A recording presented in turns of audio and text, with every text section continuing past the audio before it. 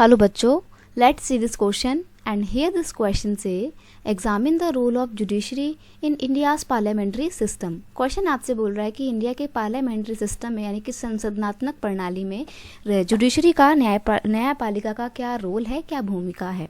तो यहाँ पे क्वेश्चन का की कॉन्सेप्ट है role of judiciary in India. India में जुडिशरी का रोल, तो देखिए क्या रोल है।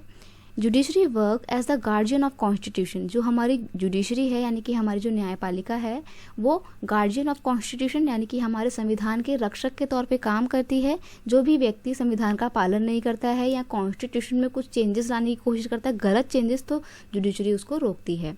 नेक्स्ट है supreme court resolve the dispute between the state and the centre and between two state.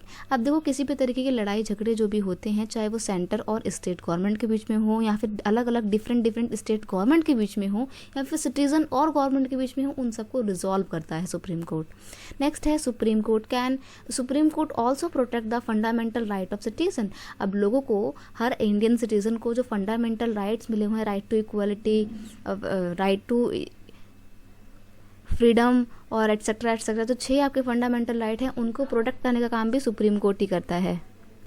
It keep an I on government and other institution. अब देखो supreme court क्या करता है, चाहे पार्लियामेंट हो यानी कि हमारा एग्जीक्यूटिव हो या लेजिस्लेचर हो, दोनों के ही ऊपर क्या करता है, एक नज़र रखता है कि वो अपना काम ठीक से करें।